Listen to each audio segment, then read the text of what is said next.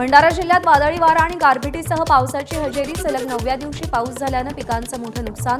कापणीला आलेलं भातपीक भुईसपाट, उत्पादनात घट होण्याची शक्यता. बीडच्या आष्टी तालुक्यात अवकाळीचा कहर. गारपीट झाल्यानं कांदा, आंब्यासह इतर फळबागांचं मोठं नुकसान. परभणीत वादळी वाऱ्यासह पाऊस. अचानक आलेल्या पावसामुळे नागरिकांची तारांबळ.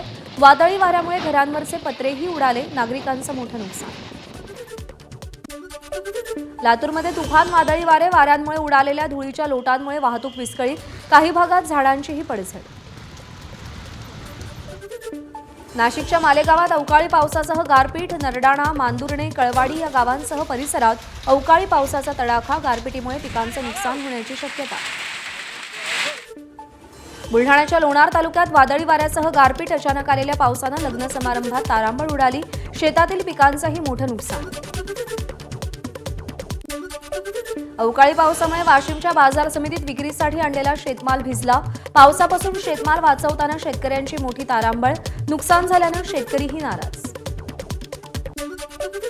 यवतमाळ जिल्ह्यामध्ये उन्हाचा पारा 43 अंशांवर. सातत्यानं होणाऱ्या तापमान वाढीमुळे आरोग्य विभागाकडून प्राथमिक आरोग्य केंद्र, ग्रामीण आणि उपजिल्हा रुग्णालयांमध्ये उष्माघात कक्षाची स्थापना. अमरावतीच्या नांदगावमध्ये ठाकरेंच्या सेनेचा घागर मोर्चा. नांदगाव खंडेश्वर शहरामध्ये महानगरपालिकेच्या ढिसाळ नियोजनामुळे पाणी टंचाई निर्माण झाल्याचा आरोप. अमरावती जिल्हाधिकारी कार्यालयासमोर मनसेच्या नेतृत्वात विद्यार्थ्यांचं ठिय्या आंदोलन. आमची शाळा पालकमंत्र्यांच्या दारी या मथळ्याखाली विद्यार्थ्यांनी आंदोलन केलं.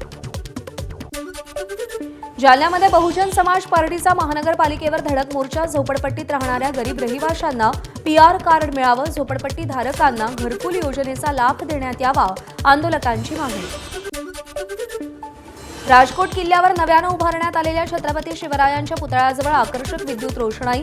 11 मे रोजी मुख्यमंत्र्यांच्या हस्ते नव्या पुतळ्याचं अनावरण होणार. सिंधुदुर्गातील वेंगुर्ल्याच्या सातेरी मंदिरात हापूस आंब्यांची आरास. सुमारे 1,500 हापूस आंब्यांनी गाभारा सजला. तर मंदिर परिसराला विविध फळांची आरास. साताऱ्याच्या कोरेगावमधील श्री भैरवनाथ जोगेश्वरी यात्रेनिमित्त हिंदकेसरी बैलगाडा शर्यत. स्वराज आणि जवळा ही बैलजोडी प्रथम क्रमांकाची मानकरी ठरली. मोठ्या संख्येनं स्पर्धकांचा सहभाग.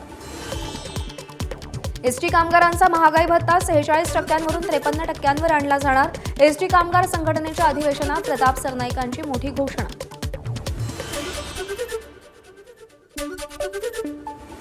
महिला एसटी कर्मचाऱ्यांच्या कामाची वेळ आता रात्री 8च्या आधी संपणार. परिवहन मंत्री प्रताप सरनाईक यांची घोषणा. महिलांवरील वाढते अत्याचार लक्षात घेता हे पाऊल उचलल्याचं सरनाईकांचं वक्तव्य. एबीपी माझा, उघडा डोळे बघा नीट.